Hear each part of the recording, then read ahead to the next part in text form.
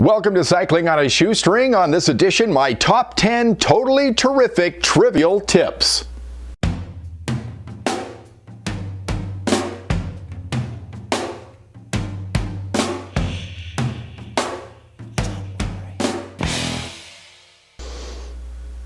Welcome to Cycling on a Shoestring. Here are my tips in no particular order. Number 1, hydration packs. What do you do with yours after you use it? You get home after a ride. If you leave it out, it gets bacteria in it, and the next time you use it, it's gross. Tastes bad too. I throw mine in the freezer.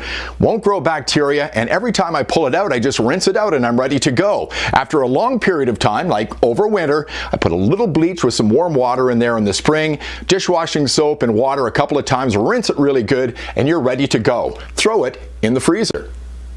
Tip number 2, never throw your cycling shorts in the dryer. If you throw them in the dryer, they're just going to get damaged. Like I say, the lint that you get out of your dryer after you use it, that's just your clothes dying a slow and painful death. If they're stretchy, you're going to damage them. They'll last a lot longer if you just let them hang out to dry. Same goes for jerseys if they've got rubber strips on them to keep them from sliding up. Never throw your cycling gear in the dryer.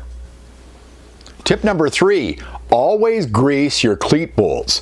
You're out riding on the trail through muck, through mud, through rain, through snow, and if you don't grease your cleat bolts, if you ever have to replace your cleats, they might be rusted right into your shoes. Tip number 4, these are the links I have left over from a chain I put on my bike. I take them with me when I'm out on my ride. That way, if I break my chain and I want to put it back together, I can use one of these to replace the broken link, and it's back to the regular length, and I'm ready to ride. Tip number 5, if you're doing some work on your bike in your shop, my suggestion to you is, unless you're completely, absolutely sure, don't ever put your bike onto your work stand on the frame.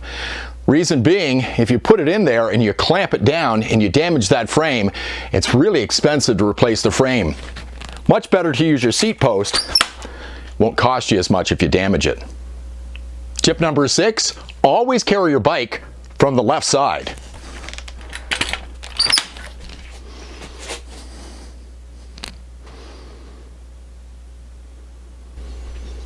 Tip number 7, put a little bit of duct tape around a pump or a CO2 cartridge. You never know when it might come in handy. They say this stuff can fix anything.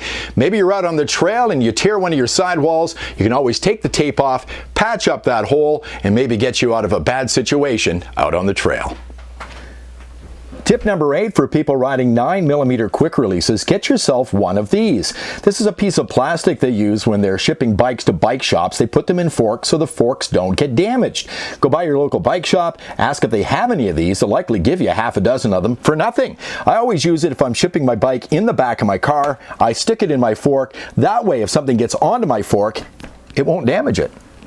For people with through axles, if you're transporting your bike in your car and you remove your front wheel, keep your hands on your quick release and immediately put it in and thread it into your fork. You might get distracted, you might set it down, and if you forget it, once you get to the trail, you're going to regret it. Number 9, don't wear underwear under your cycling shorts. They're like this for a reason. They're form-fitting. They wick away moisture from your body. If you wear underwear, they'll get sweaty, they'll get bunched up, and they'll start to chafe. So never wear underwear under your cycling shorts. Tip number 10, do you carry your bikes on the roof of your car? I do. I would suggest you go out and get yourself some sticky notes and get yourself a Sharpie and write the following words on the sticky notes. Bike on roof, and stick this on the steering wheel of your car, because after a while you do a little bit of driving, you forget your bikes are up there, and then you decide to do some shopping in the next town over and go into the underground parking lot. It can be expensive replacing those bikes, and maybe your car too. I hope these tips were helpful. Let me know what you think in the comments below, and if you like this video, please give me a thumbs up, subscribe to the channel as well, ring the bell, and thank you for watching Cycling on a Shoestring.